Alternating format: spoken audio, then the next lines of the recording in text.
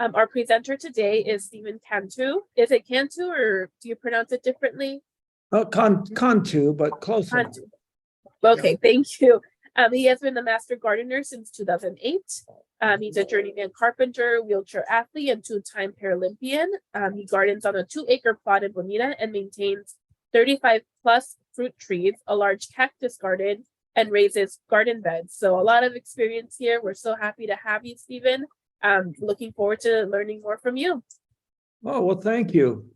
Okay, so I'll get started here. Usually I start out, and that's a little bit about me.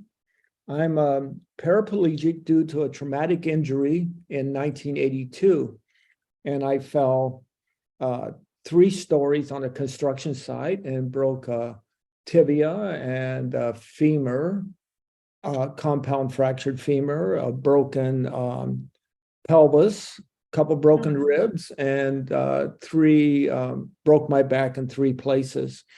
I decided at that point to change my life. Obviously, I didn't have much of a choice, but I decided to change my life, and I got into sports and traveled all around the world, in Australia and Korea and lots of places in Europe and all over the United States, and a bit of Canada and Mexico and so on. But each time I traveled, I took the time to look at the culture and the gardens and the museums, and I used it not only as a sports event, but also as a chance to get an understanding of the places that I'm visiting. So when 2008, and I joined the Master Gardeners after I kind of got out of sports, it came to my attention slowly that a lot of people in the gardening hobbyists or in the professional side of it just didn't understand how to design a garden for an aging population or people who had mobility issues, like me, and people who were developmentally disabled. Those areas were kind of just forgotten. So I developed this program called FIG. As you can see, Friendly Inclusive Garden Space. FIG stands for, well, I should say friendly stands for safe and easy to work. Inclusive stands for designed for an aging population and for people with mobility disabilities. And garden is just garden. So this program has been coming along slowly. It's basically just me, and I go around giving these talks. So let's get started a little more. So I want to show you, this is part of my garden here in Bonita. And I was fortunate enough to be given, and I purchased and I grew a whole host of these plants that you see in here. And I'll start out discussing the path of travel and knowing your materials and practical designs and signage and tools. And the last will be universal design principles, which once I found those, I became fairly clear as to what was, and it was kind of the guidelines of developing these aspects. Now, one of the mistakes I made in my path of travel is that I didn't realize that some of these cactuses that or desert plants would grow as quickly as they did. And I expected these things to be, 20 years down the road, but it was like 2 years down the road. So, everything's a learning curve. But the path of travel is something we're going to talk a lot about, because that's how you move around the garden and how you get your work done. Oh, and one other thing real quick. When I talk about me in a wheelchair, I discovered a long time ago that what works for me is that much easier for everybody else. I don't deal with steps or stairs. And if you're pushing a wheelbarrow around or a garden cart or carrying tools or whatever, steps are a nuisance. So the idea of just getting rid of that sort of stuff helps out tremendously, and then wider paths and so on. But we'll talk more about that. But first, I'm going to show you just some goofiness. And this is what happens when people don't follow rules. And here is probably a $10,000 ramp this guy put in. And then an employee comes around and says, needs some flowers. And it dissolves the purpose of the ramp. So, we got to follow rules. We got to have a plan, and we got to keep up with those plans. So this is fairly obvious where this is a problem. If you notice on the left side, that makes it unworkable. These lifts are very expensive, but somebody decided to build this thing and ruin the purpose. And then on my right side is just, how can you speak about that? It's just, how do you kill a person? This is what you do. So, okay. And I've seen this many times. How do you get there to ask? What I do is throw rocks at a window till somebody comes out. It works. And I haven't broken a window yet. Small rocks. Don't throw them very hard. And this reminds me of the days, since I'm an old guy, early on at Disneyland, they had an e-ticket ride. Well, this is what this would be. And of course, just stupid. This sign says accessible path. And you can see it could be. You could also take a swim. One of my master gardeners found this and sent it to me. One of the things you got to keep in mind is that anything on wheels, wheelchair, garden carts, wheelbarrows, mama pushing a stroller, or somebody in a walker, all would have difficulties on pea gravel this thick. So try to stay away from pea gravel, and we'll talk a little more about that. So, okay, path of travel. What's really important when you're designing your garden and setting up your path of travel, to have a good width, and I strongly recommend, if you're going to have kids around, particularly school kids or community gardens, your path should be 5 feet wide. Not everywhere, but in areas that you're going to gather, in areas where you need to store tools while you're working, an area where you need to put garbage cans. The path of travel is, by definition, going from where you park your vehicle to your garden. Needs to be clear and clean and wide. Because we all know we love, more than gardening, just go out and buy gardening stuff. And we love to go out and bring things home.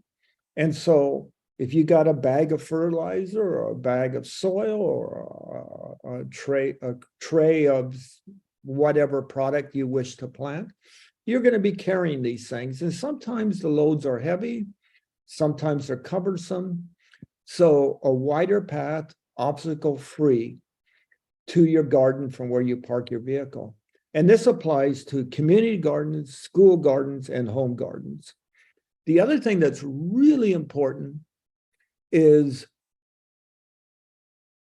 from the garden area to restrooms, if it's a school or a community garden, I view having access to restrooms as a fundamental human right. And so that path needs to be clear. I can't tell you how many times, but it's almost, well, let's just say it's quite often. I would go to a restaurant and want to use the restroom, and then I have to call the staff over to move chairs, move tables, because that's the storage area. And which, it always works out, but that could be developing a real embarrassing situation. So it's something you got to pay attention to, particularly dealing with elderly, or if you're dealing with kids. All of a sudden they need access to a restroom, and you can't make it difficult.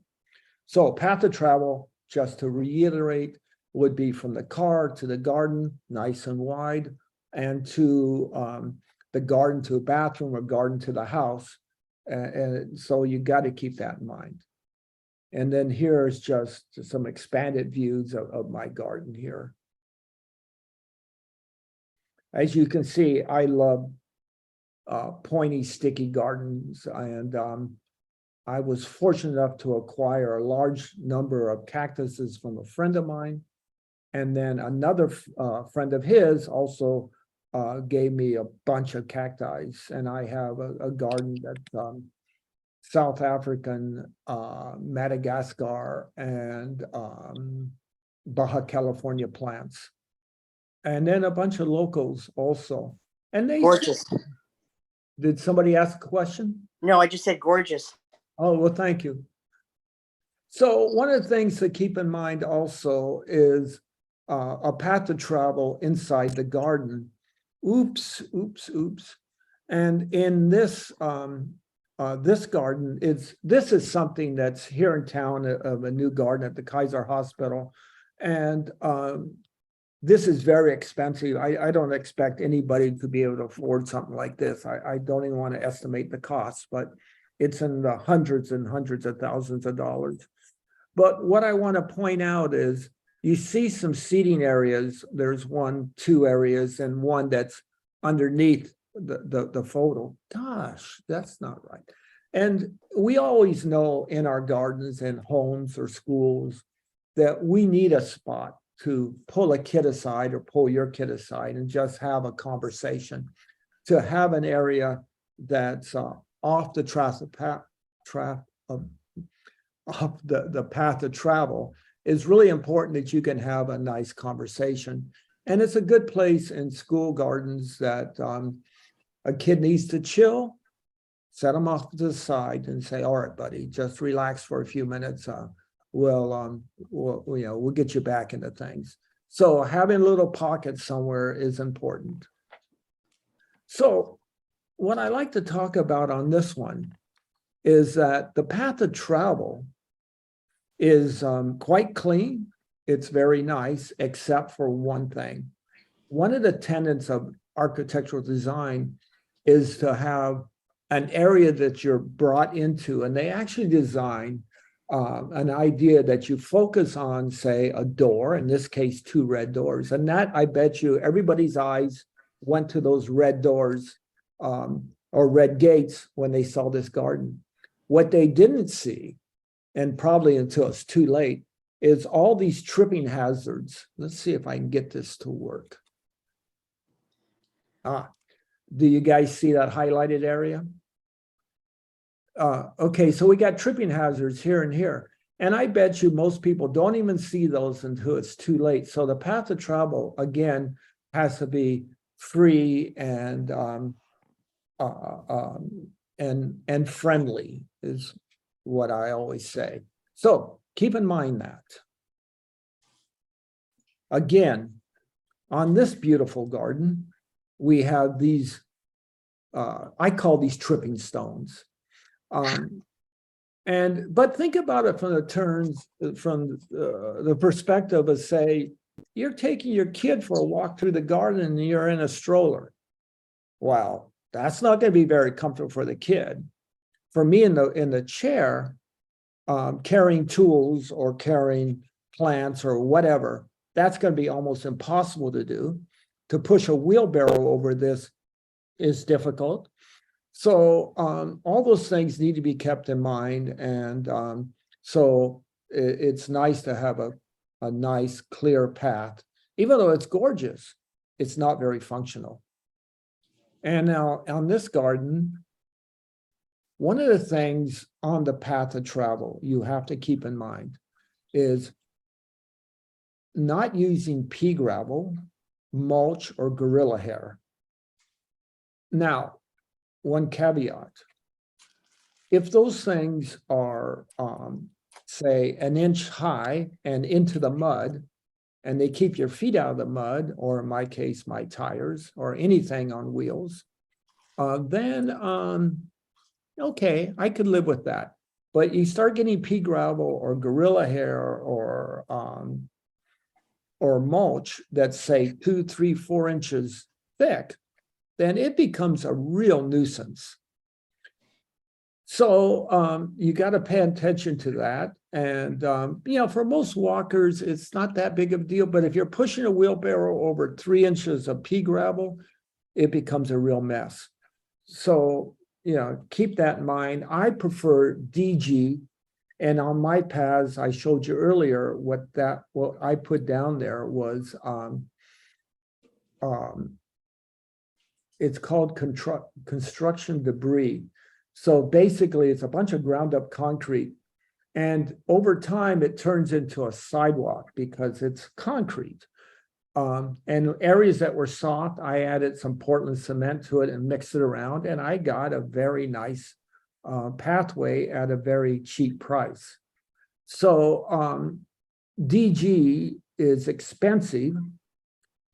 Construction, ground up construction, road base is what it really is called, is about a half or a third of the price of DG.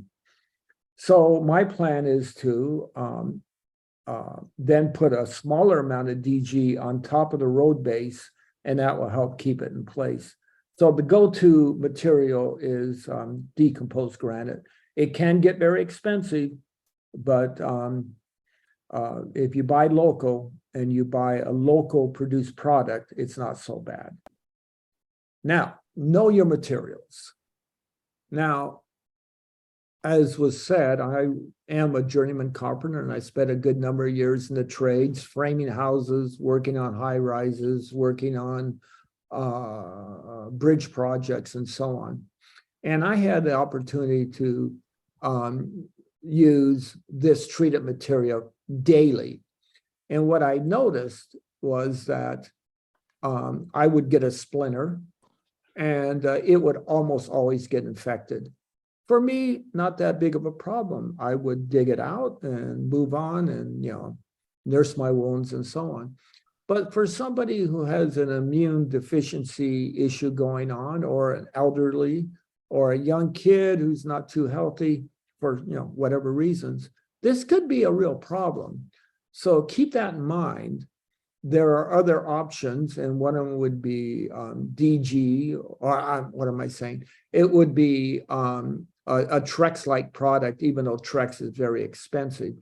There's also birdie beds and a bunch of other containers, which I'll show later, that work just as well as this. And they hold up, I think, a little longer. And you don't need any skill to put those down and start using them. Okay, so you also notice that pea gravel is under my chair there. And the other thing they did here, which I thought was interesting, you see right here, they kind of padded this. Now, this raised bed was at the Center for the Blind in La Jolla. They have since moved. I don't really know where they went, but they're still around. So what I did to prevent me from having any injuries, I just cut a 45 across this right here and then routed it off. And I thought that made a much nicer presentation. So, but since then, I've taken those beds down, and you'll see what I've done in my patio in a few minutes. So I'm going to spend some time with this one. And first of all, railroad ties do not belong in a home or anywhere else. They only belong under a railroad. Creosote is a known cancer-causing agent, and most schools that I know of won't permit them, and for good reason. They're difficult to work with, and they're toxic. Now, a lot of people will tell me, oh, well, it doesn't transfer for the soil and get into the plants. Well, okay, I'll buy that. But if your hands are sitting on this stuff and you're touching your edibles, that's another story. So pay attention. You shouldn't be using these. Now, let's look at the other issues here. There's a bunch of them. So you see this concrete strip right here? I kind of hate those things. I even hate lawns in my 2-acre property here. I don't even have a lawn, and I'm very happy with not having a lawn. But what happens here is that you come up to work in your bed up here, and then this thing, and I've always seen these things to be at a different level than the lawn. So you're sitting on this thing, and your feet and ankles are stressed because you're sitting on an what would be the right word? You're sitting on an area that's raised up, and it's causing stress on the ankles and the lower legs. And you can't really get close to the beds because of that.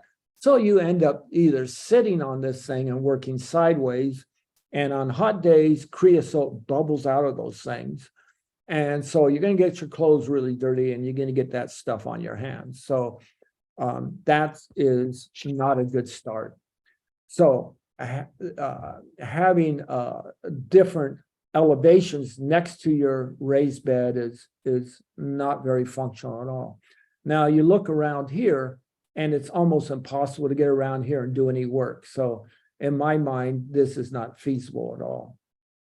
The other area here is this horseshoe area. Now, I'm not too fond of those things. I see them all over the boards and being marketed all over for people in wheelchairs or whatever, and they think, oh yeah, you can use it left, right, and center, and so on. It's not quite the case. If you can't turn around in them, you're trapped in some respects of having to move backwards. And if you notice on this picture, now some of the, let's see if I can get rid of this real quick. Yes, okay. You see that there's this walkway here. Now it's too narrow for anything. And there's also a garden hose here.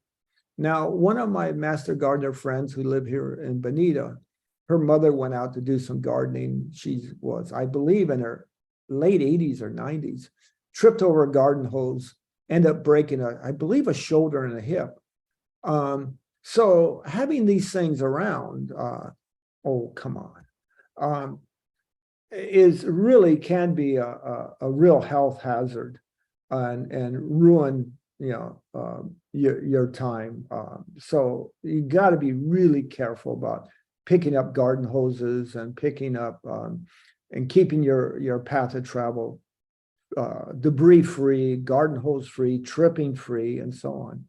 And for guys like me, if I'm using this thing, where I fall over 90% of the time is I flip over backwards because when I'm backing up, I hit something and my chair goes over.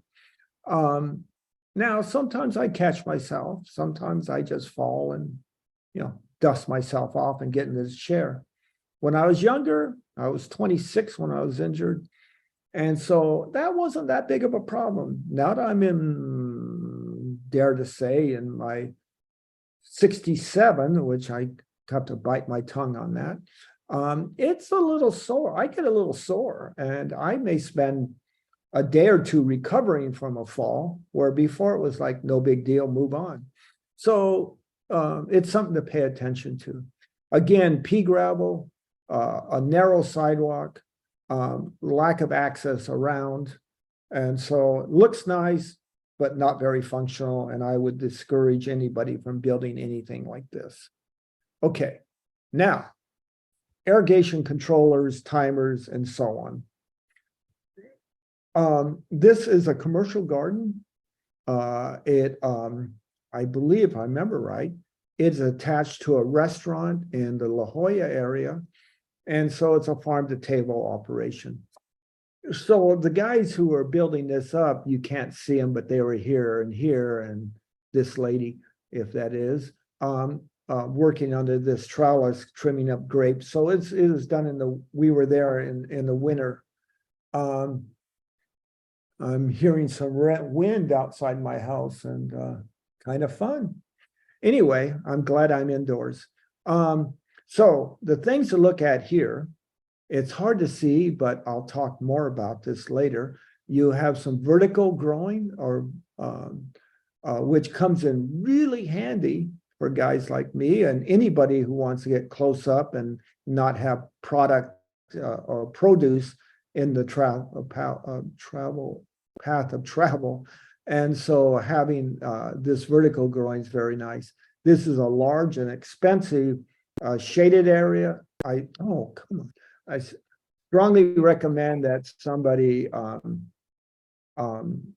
put in a shaded area. Is just a lot healthier to do, because what's the best thing to do is to sit in the shade of your garden, seeing all your good work and maybe munching on some produce. To me, that's golden time. Okay, so let's talk about timer boxes and valves and drip irrigation. The first thing you do is you number your beds. In this case, 1 through 5. Doesn't matter if it's going north to south or east to west. Just keep an order 1, 2, 3, 4, 5. And then on your timer box, for example, you have a notebook and your timer box is at eye level and it's easy access and it's not cluttered around to it. And you can easily send somebody over and say, bed 2 needs some water. Go to the timer box, start up number 2. They can look and see what is 2, and at the timer box through the notes, it's clear what number 2 is. So it saves a lot of time. Now on my property here, just because of the logistics of putting together the system, at one point I have 3 timer boxes or controllers and 40 valves, and a very high water bill. So I thought I could remember some of this. Well, there's no way. I remember certain areas that needed extra attention, but trying to keep in mind 40 different valves over a 2-acre area is impossible. That's why they need to be numbered and notes taken, and then a system set up that you can control these things on a daily basis. For example, if you know it's going to rain, shut it off, and shut it off for a week if it's a good heavy rain. In this case, over this winter, I plan to have my irrigation system turned off about 4 or 5 months, and it's going to save me a lot of money, considering August, my water bill is usually somewhere in the $800 to $900 range, which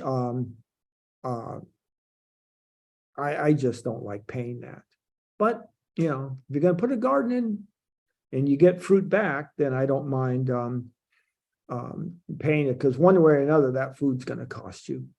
So you number your beds, you have your controller in a good clean area, and you have everything set up so it's easy to maintain. And by maintaining, I mean at the valves and each one of the beds, you don't put them in the ground outside the beds. You put them in the beds and have them 2 or 3 feet, or maybe 2 feet above the surface of the bed. And that way you can easily access them. In my case, I'm replacing solenoids on those things quite often, and valves. Solenoids go bad, and I replace them and have them at an easy working level where I don't have to get into the ground, or I don't have to get up on a ladder or anything else. You just roll up to it or walk up to it and easily work without putting stress on your back or anywhere else. One of the things I always ask when I give my presentations in person is, raise your hand if you have ankle, knee, hip, elbow, shoulder problems. Everybody raises their hands. And I said, okay, well, here are some ideas for helping resolve those. And you bring the beds up, You have your tools and your equipment easy to get to. You have your timer box where you don't have to, scoot around and, get on your knees to get to, and all that sort of stuff. So your working environment is what you're gearing up to, so it's easy and safe. And for everybody, that's going to be different. For me, things are set a little lower. For other people, it may be a little taller if they're ambulatory. So the main thing here that I like talking about is this barn door. Now, this thing slides left and right. This is really handy. The downside is they're not real tight like a regular door as far as keeping rodents out or whatever. But if you think about it for a second, you're walking up to this door. And in this case, with the barn door, you can go right up to it, unlock it or however it's secured, and just push it to one side. You don't have to worry about the wind shutting it on you or moving out of the way. I'm assuming you guys can see me, but to open a regular door, I would have to open it, push myself back, latch it so it doesn't close, and then get into the garden shed. And but with this thing, you just push it to the side, hop on in, and away you go. Your tools inside your garden, oh boy, your tools inside your garden shed should be numbered also. So where you hang it, say, got a shovel, you hang the shovel up, you say number one, you write number one on the shovel. That way you can go tell a kid or whomever, go get shovel number one for me and let's go out and do some work. And it just makes a lot easier. And I wish I was more organized in my wood shop to do some of that. I'm in the process of it, but I got to admit, organization is difficult. And one of the things that happens is that I'm a day in the shop or a day in the garden, and somebody says, come on in, make dinner, whatever. And so, all right, I don't got time. Just drop everything where it is and move on.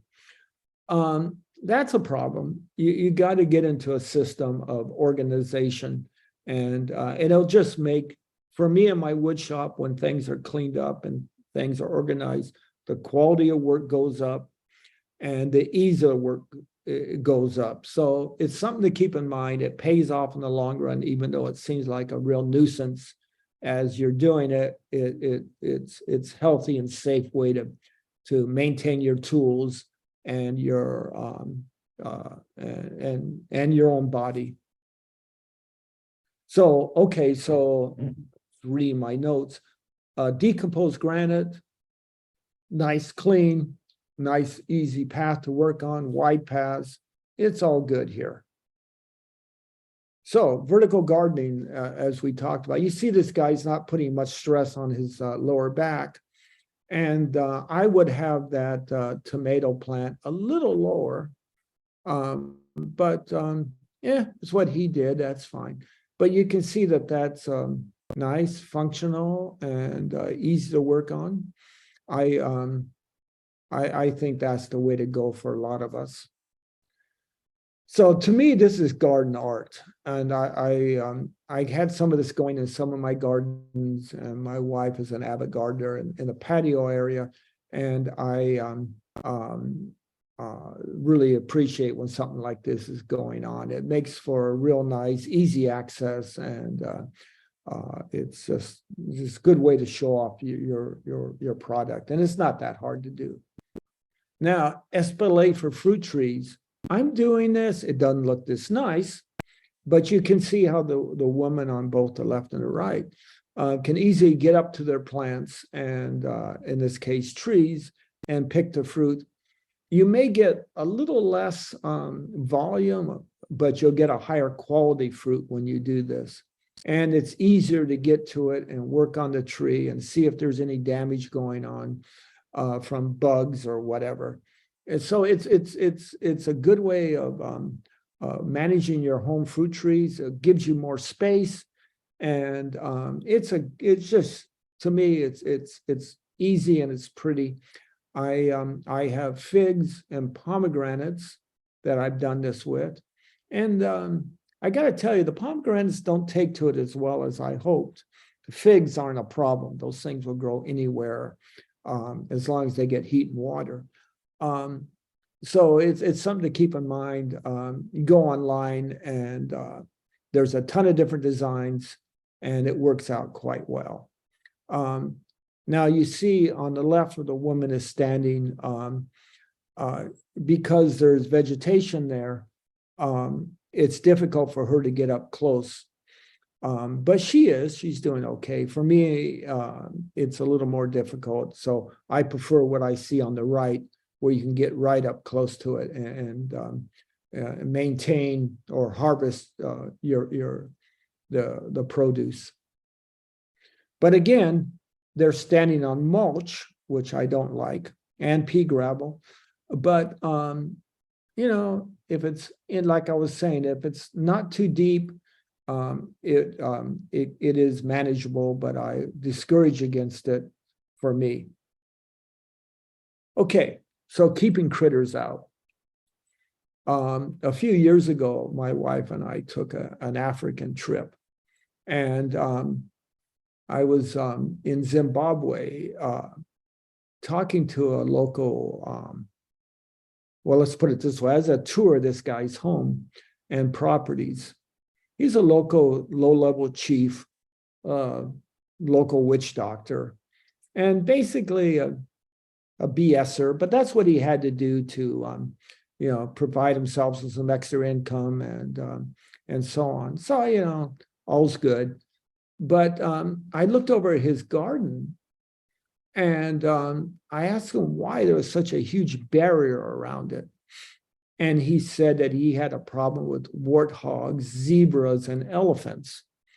And at that time in my home garden, I was having a problem with bunnies. And I was kind of like, well, you better keep your mouth shut, man, because the difference between a bunny and an elephant is huge. So, okay, and I felt good that, my bunny problem wasn't as bad as somebody else's. But so when I build enclosures, I have to keep in mind what I'm trying to keep out. Now, friends of mine who garden in the Eastern Sierras have a bear problem. And you can't really keep a hungry bear out of your garden. So what they ended up doing is putting electrified fences around the exterior of their garden. And that seemed to help. But a bear, they're a problem. They also had mountain lions coming through at night and coyotes and so on. My niece, who gardens in Patagonia, Arizona, has a problem with peccary. And they're a problem in Central California also. And peccary is kind of like a wild pig, and they just root around. And when I was back in Patagonia area in Ojai, Arizona, they have a real problem with those guys, and they have to put barriers a foot or more down into the ground because these things burrow to get into your garden. But here in Bonita, I have a rat problem. There's a lot of open spaces, and I produce a lot of fruit, a lot of vegetables, and they're like, hey, it's free. So they have at it. And so one of the things that I kind of started thinking about is different types of enclosures. And I came up with this idea, but first let me talk about this. Kind of looks good at the get-go, but one of the things about safety and kids in particular, small hands, you got to keep in mind that some injuries can be lifelong. And if a kid had his hand sitting here or sitting there, and for some reason this thing came down, that could be a real problem. So I don't consider this to be anywhere near safe. And not to mention the fact that for me to lean in there and do some work with the potential of this falling down and whacking me, I'm not uncomfortable. I'm very uncomfortable with that idea. So I would discourage people from doing something like this. Now, from the standpoint of just opening that thing up, if you think about it for a second, I would have to lean down, lift that up, lean up with the other hand, and bring up that 2x4 to hold it. And for a person who's young and has good core strength, yeah, not a problem. Oh, oops. But for a person who has a little bit of core strength issues, maybe a little balance issues, that is problematic. So what I did was I started thinking about this, and when we got these birdie beds here, I decided to build a cover on this thing that would keep out the rodents. And I wanted to do it in such a way that you wouldn't injure you. So I came up with this idea. And it's very simple. It's not going to slam shut on you, and it's going to give you good access. Now, one of the things you've got to keep in mind when you're working on a raised bed is your access to the bed where you want to do your growing. Now, for me, I have a fairly good reach. I was blessed with fairly long arms. So 2 feet in, not a problem, maybe a little more. So if you have a 4-foot wide bed and you can get all the way around it, then no problem. You got work from one side, move around, get to the other side. So that's what I do. And it works out pretty well for me. The other thing I did on this set of beds, this is in my backyard around the pool, and right now they're soaking wet, which is perfectly fine. But you look here and you look down here, what I built these things up so that my wife, you can see right here, see her lower back, Jan's lower back, and then the height of the beds. So Jan doesn't have to do much bending to get in here and do work. The other thing is I built it up on this 2x6 treated material. Now, I figured that I wouldn't be touching these since they're underneath the beds. And then I put pond cover on top of the plywood. And so these beds don't have a bottom to them. So we laid the bed down here. I threw the dirt in, and it's holding up like a champ. It's working quite nicely. Jan here doesn't have much bending issues. She can get around here very nicely.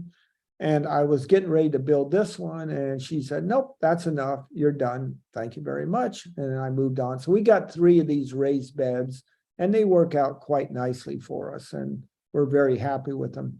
I put the drip system all inside there, and everything's on a timer. So from that standpoint, it's pretty productive and efficient, and it's easy to work on. May we ask you a question, or do you want us to Sure. wait till the end? Go ahead, ask a question. So are you saying the pond cover is adequate and soil does not leak down, like especially during the rain?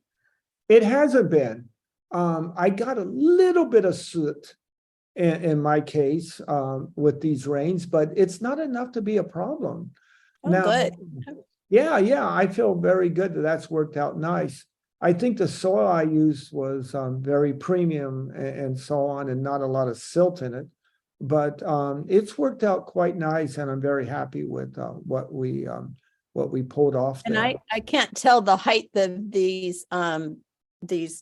this material you used for your planters. Is it 24 or 30? It's about 36 inches. 36. Okay. Yeah. Now, whatever works for you, that works very well for me, and it works well for my wife, and for other people who, don't want to put strains on their lower back, it works out fairly well.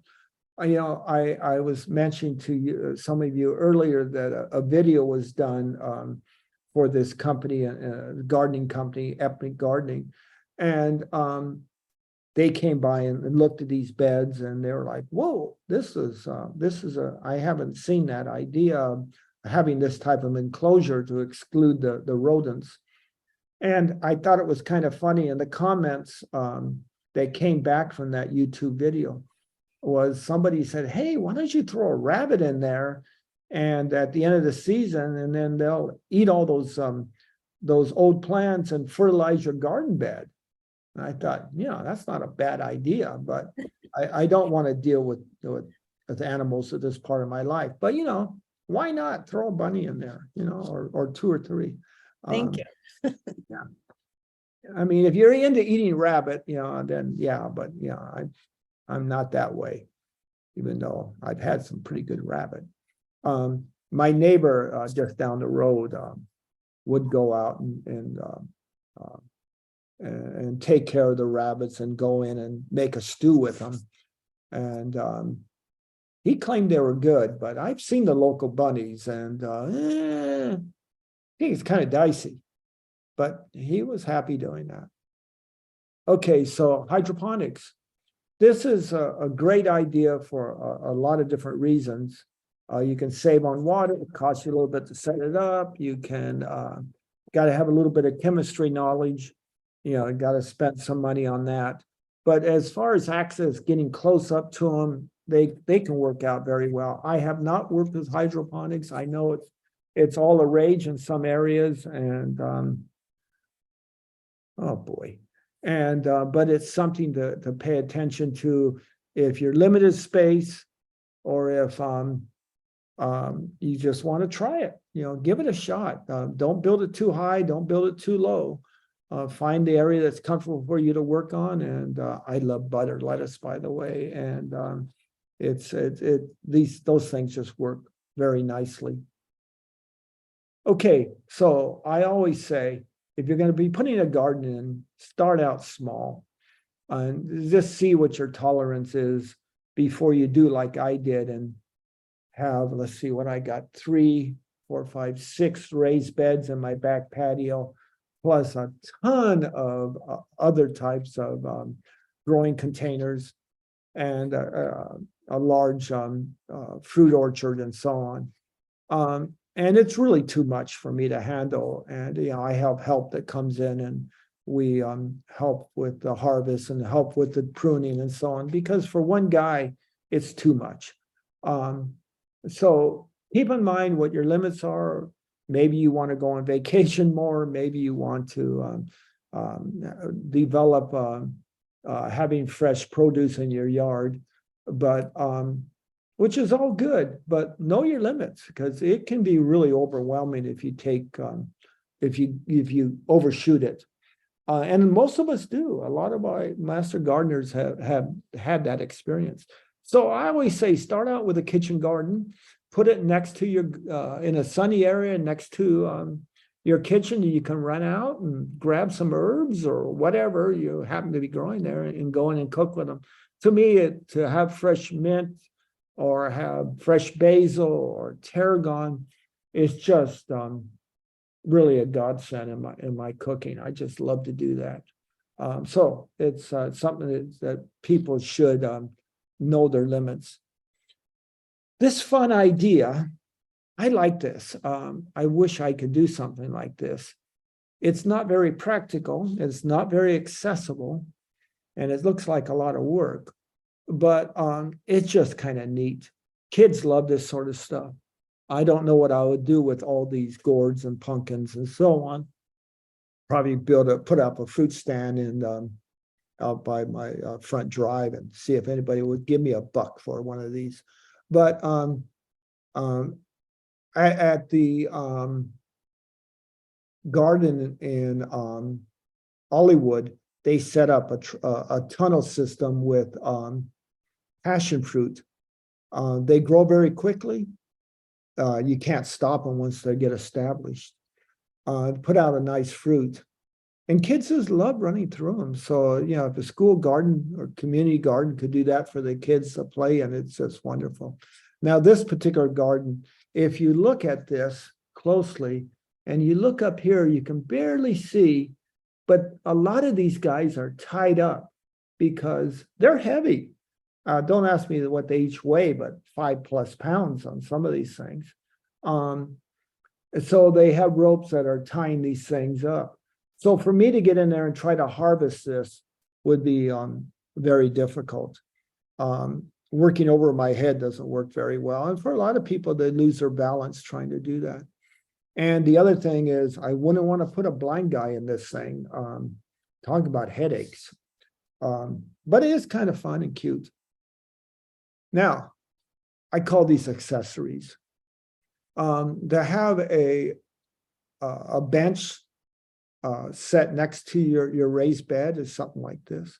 Has several purposes. One, you can just sit down and enjoy the moment when you're maybe cleaning the dirt off some of your tools, or maybe clean the dirt off some of the produce you just harvested, or whatever. But for me, what happens too often, and particularly as I'm getting older, I'll be working away and somebody says, "Hey, Steve, come on over here, take a look at this." So I put my tool down, I go over there. And then when I come back, oh, shoot, where did I leave the tool? What was I doing? What day is it? But for having a little bench on the side there, it's a good place to put your water bottle. It's a good place to lay your pruners down. So when you come back, there it is, and you see it, and you get right back to work, and hopefully know what you're doing. Now, I call these practical design ideas. Some people would think not so practical, but what I find interesting about having raised beds like this, and these livestock watering troughs, you can get them at feed and grain stores. You can get them at, I believe, City Farms here in San Diego sells this stuff too. Now you see right here, that is actually not a valve, but it's a way to drain out. It's a plug, and you drain the water out on that thing. Now, what I did was I took the plug out and I put a plastic hose, and my beds were taller than this, so it was easier. And I put a clear plastic tube that went up. And so when I filled the beds full of water, I could see the water raising up on that plastic tube. And then I let the water soak into the soil and the plants and so on. And after an hour or whatever, I would then take that tube and lay it down and drain the water out, put it in a bucket, and then I'd go around and water my other plants with it. And it worked out quite nice, and the plants were very happy. So it's something to keep in mind if you have a raised bed that has a bottom to it, and all these livestock watering beds, livestock watering containers do. Now, and I have some of these, as I said, 2 of them, and they're 2 feet wide and about 6 feet long.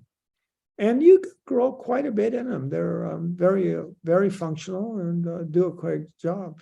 What I like about these things, first and foremost, is that you can buy them, bring them home, set them down, and fill them up with soil, and you're good to go. You don't need any tools. You don't need any carpentry skills. You don't have to take a day building up raised beds. All you do is set them down, fill them with soil, plant. The cost, it used to be, I haven't looked at the numbers recently, but the price of these things have gone up, and the price of lumber has gone way up. So the bottom line was they were comparable in cost, if not a little cheaper. They were a lot cheaper in labor and physical energy. So you got to factor that in also. I believe they're in the 120s to 130 range now, depending on the size and where you get them. But it's something to have and something to keep in mind as an option when you're building up your garden, just building up your garden. And as I did also, I did put some trellises on one end of these things, and the crops that I didn't want hanging over and into the path of travel, I vertically hung them up on the trellis work, so it kept them out of the way, and I didn't have to break anything. So very functional, very nice. Now, these guys here, I don't really like the way these things look, but they have a good purpose and they work out nicely. a little too commercial for my home use, but I could see in a school garden how they work very nice. I wouldn't plant corn in anything like this or in a raised bed like this, simply because I don't want to bring a step ladder out to harvest my product. So, keep in mind what you're going to grow in there: strawberries, herbs, that sort of stuff grows really nicely in these things. Now, raised beds. I have one similar to this at my home. There are several problems. They work. So let's talk about the problems. You can see here how this is at an angle. Now, that means that the soil right in here is real shallow, and it gets deeper as you get to the center of the bed. And we've noticed with mine that plants that are who are planted on the edge don't fare very well. The ones in the center do a lot better. So you got to keep that in mind. And yes, I can get my legs under them. And for somebody who's ambulatory and wants to sit down in gardening, they can easily bring a chair up there and sit down onto it, or steps to it, whatever, and sit down there. Or a grandma with her walker can, bring it up there, and her legs will then be, or hers or his legs will then be underneath the bed, which is all good and fine. But it's been my experience that if you're watering these things and you're sitting under them, be prepared to get wet.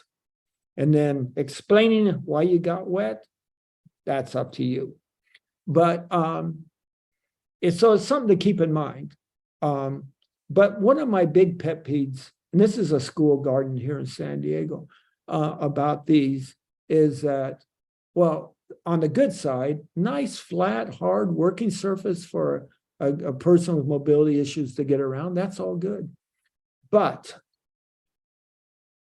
everybody is working in these other gardens over in here off this concrete pad. And that doesn't fit into being inclusive.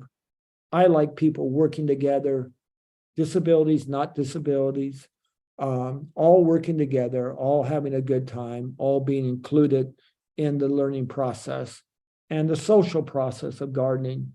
And anybody that says that gardening is not social, well, they're a hermit, and let them be a hermit. But the bottom line is gardening should be a social event, and it should be fun for the whole family or the class or the community. So don't exclude one group and have them setting off to the side. To me, it just doesn't hold to the social and educational aspect of gardening.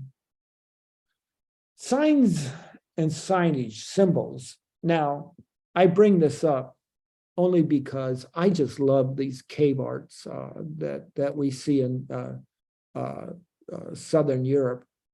And this one in particular is in Southern France.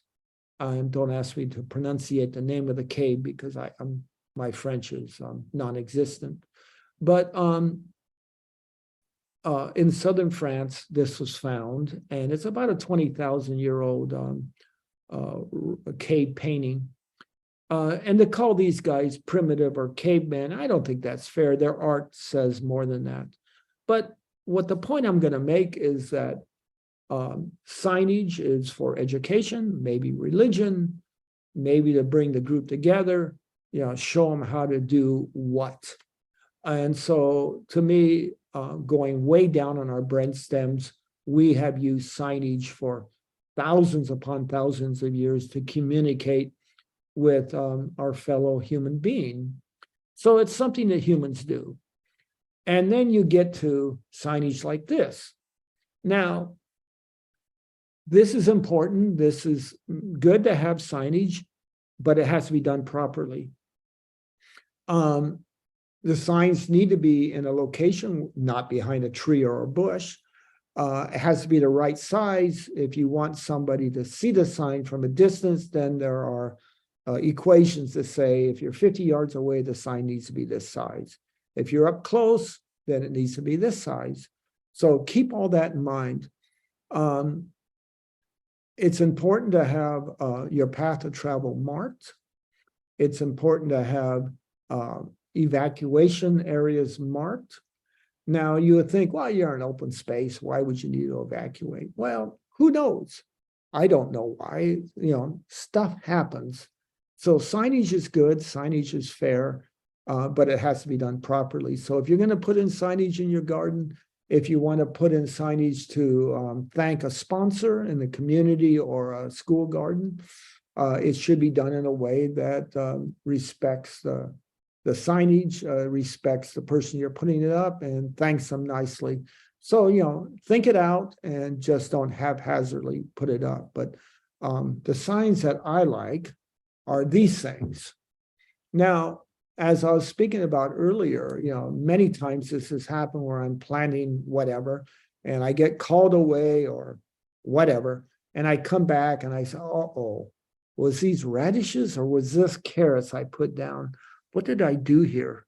And so by having the grandkids or the school kids or whomever paint up signs like this, and then you put them down, you define the area that you're planting, and away you go, and the sign will stay there throughout the cycle, so you know what you got. It comes in really handy, and it's a fun project for kids. I fully for the idea of getting young kids involved in a gardening atmosphere, either at home or at school or whatever, wherever. It's just an important way of going about your gardening experience. Now let's talk about tools. I wish I was in person and I would bring my set of tools for you guys to take a look at.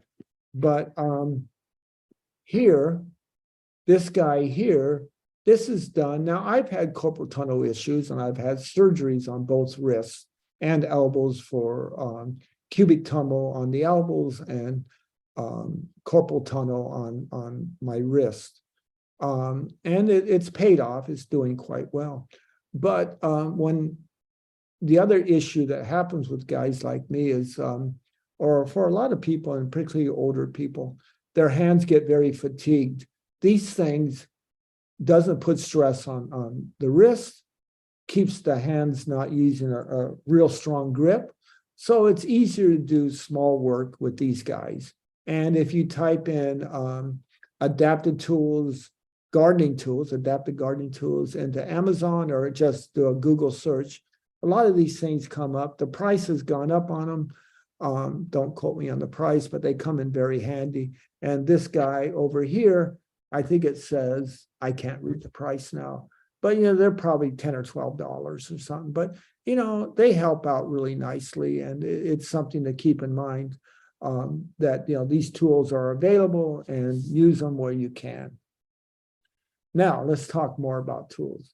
Up here, this guy, I have one of these, and it does a really good job. It's on a battery, but once you pull the trigger, it's going to cut. And it's going to cut a 1-inch branch, or it's going to cut your finger. So you have to be really careful with tools like this and not get hurt. The one I bought, I thought it had a feature that if skin is touching the cutting edge, it would not operate. Well, it turned out that wasn't the case. And this tool scares me, but it works very nicely. So it's something to, if you have weak hands, it comes in really handy, but it's heavy. So you're going to, probably put a little stress on one area while saving stress in another. So it's good, but beware that it can be very dangerous. Now, here's a picture down here of a lot of my tools. This guy and a bunch of these guys have rubber handles on them. These come in really handy. Like I said, my hands are permanently fatigued. So having a rubber handle on here and wear gloves like these guys, it means that you can work a lot longer without your hands getting tired. So that's an important thing to keep in mind. This little hoop hole works really well in raised garden beds, but it has this strap here. I think it's called an easy grip. and you get those on Amazon, but you put your hand in there and then you put that around and slide it into the back of the tool. And it literally grips your hand nicely, and it comes, it makes it very handy if you have weak hands. Now, these guys just have different shapes to the handles. That's a little more comfortable. This glove here actually will strap your hand into one of these tools.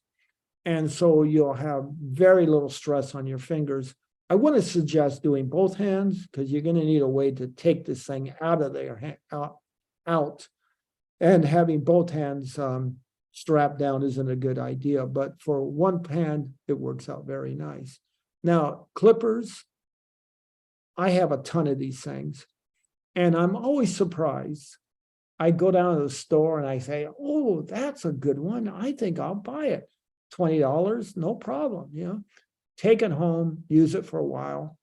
And I bought one that in particular that I thought would be a great idea, but it turned out I kept dropping it. And so finally I said, all right, what's going on here? And I put my hand out and then put the tool on my hand. And when I opened my hand, the tool opened up wider than my hand. So it kept falling. So having a tool that fits your hand is very important, and go smaller than bigger. That seems to help me quite a bit. I always want to get the manly tool, the tool that's, you know, going to do the big work. Well, the fact is you don't need that. And so, you know, don't go spending the extra money on something that's heavy duty when you need just practical use. Okay, so over here, this woman is sitting on this thing. Now, this is fine if you've got good core strength, good sitting balance. You put me on that thing, and I'm flopping on the ground like a trout. It just won't. It doesn't work for me. So it's something to keep in mind for whom and who's using it. And it's best to test drive these things and enjoy them if they work. This lady here, these little raised table beds, they do a pretty good job. Again, one of the issues is watering. You know, you may get yourself pretty wet if you're not careful. Second thing is because they're shallow and because air gets all the way around them, they dry out quickly, take a little more water. And because you got to water more, it takes a little extra fertilizer. So, you know, pay attention. It's going to be a little more operation cost. But they work and they make for easy gardening. But you only have 6 or 8 inches of soil best. So keep that in mind. You want to put in products in there that have shallow roots and, you know, works out for you.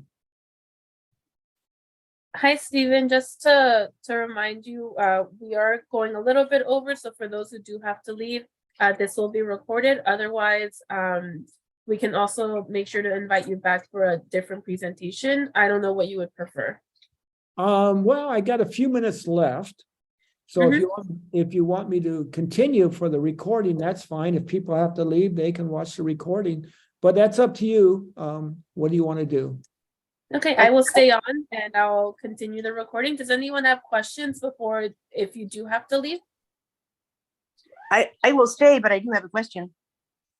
Okay, sure. What's your question? I have a friend that has one of those horse troughs that you showed the oval metal. Yeah. Uh-huh. Would you repeat what you said about the clear plastic tubing? Oh, okay.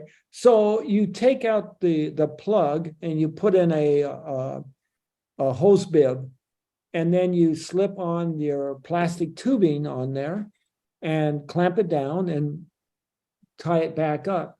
That tubing you can get at any big box store. And I believe it's a 1/2 inch interior size you want. The downside of it is they don't last but a year or two, and then you got to replace them. But basically clear plastic tubing, and you can see that the water will fill up on that tube and it'd be identical to the water level within your raised bed. And then when it sits for a while, you drop the hose down, drain your bed, and away you go. You know, use the water somewhere else. Does that answer the question? I was making notes. The last sentence I wrote down, you can see the water in the tube. Yeah, you can equals see the water in the level. plastic tube. And then you basically, when it's filled up to the top, then your raised bed is filled to the top. And then you let it sit, let everything hydrate, put the tube down, drain the water out. Okay. Okay. All right. Well, quickly, let's just go over this. Here, that's a better garden cart for some people. It also is a trolley. This guy here is sitting on this little, what do you call it? In this case, it's a knee rest. It'll help most people, and my wife really enjoys the one I bought for her, to use your hands. You push it on it, and it allows you to get up, stand up a lot easier. Then you flip this thing around and it becomes a bench. The other tool that seems to be really handy is this guy. You get these on Amazon, and it used to be about 50 or 60 bucks for this thing to move plants around.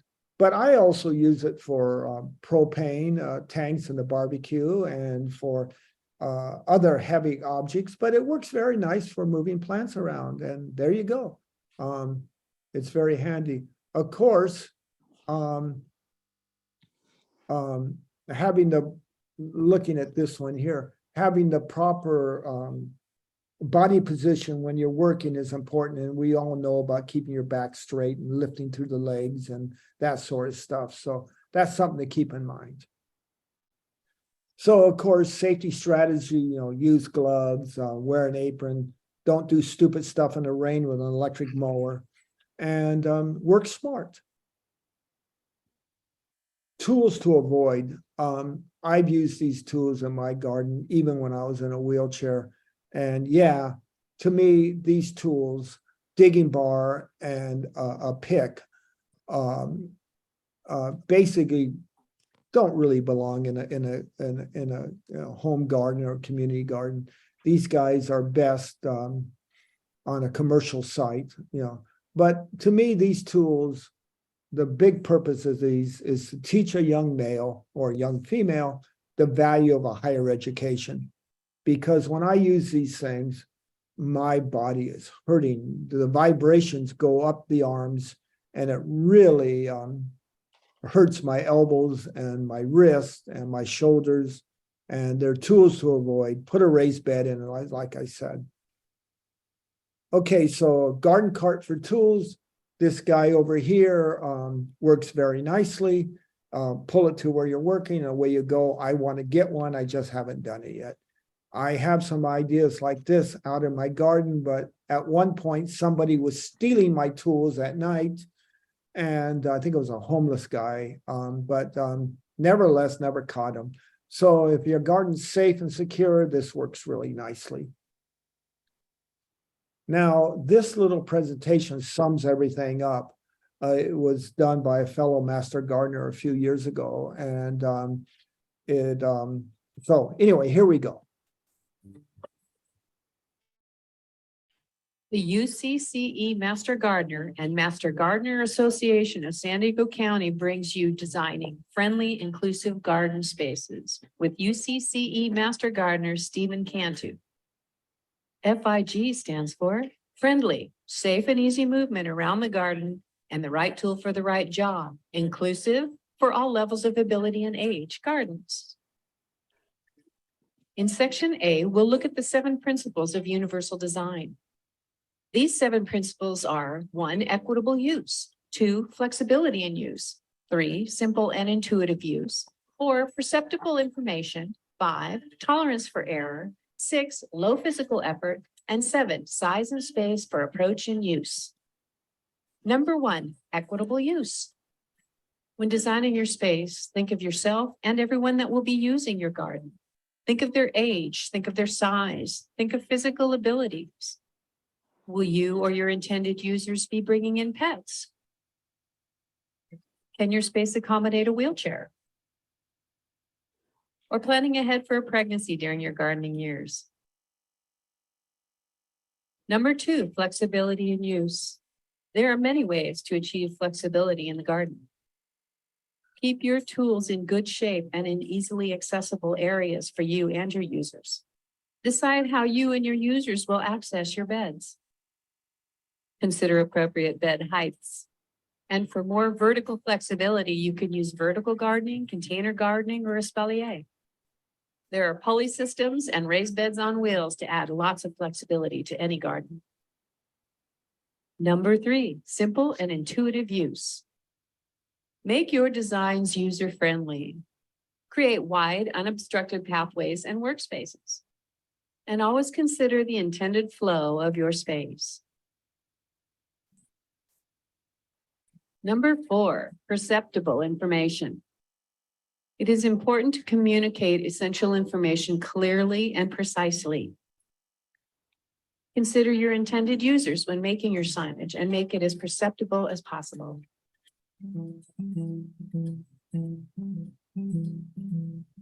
Number 5, tolerance for error. Always design with the right materials for the environment and the users. Be sure to consider drainage issues. Standing water, hoses, and tools can all present hazards.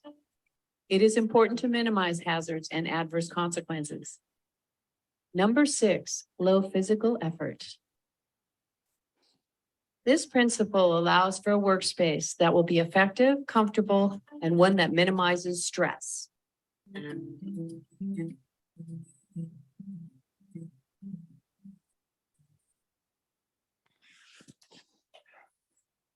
And number 7, size and space for approach and use. Consider your path of travel, your workspace, your entrance, and your exits. Make sure there is ample room to turn around, to work, to enter, and to leave. Section B, tools. In our daily garden practices, there's a multitude of jobs that must be done, and there are tools for every job. Tools come in all shapes and sizes, and some with special features making them more adaptable to different needs. Here are some helpful design features for all users. Anchors can be used to reach into the middle of beds. Telescopic handles can also help with reaching. Some tools are equipped with arm support cuffs that can help with balance, strength, and leveraging issues. There are ergonomically designed tools and tools with soft gripped handles. All of these tools fit in our friendly, inclusive gardening designs. Gardens feed our minds, bodies, and souls.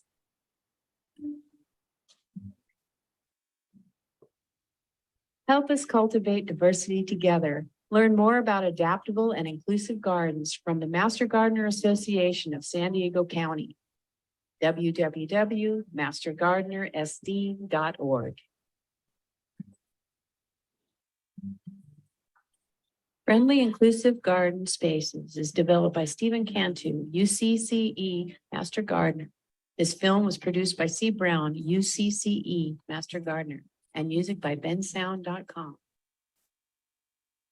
This film is a Black Swan Ranch production. And another view of my garden that I'm slowly working on. Right now, I think it's underwater. But anyway, thank you guys, and happy gardening. If you got any questions, I got a minute or 2 or 3. And if I'm sorry that I've gone over time, but I tend to do that. So, any questions? I don't have a question, but I'd like to say thank you, Stephen. And also, your garden is so beautiful. Yes. Amazing. Oh, well, thank you. I appreciate that. At times I go out there and I say, oh God, there's so much work to be done.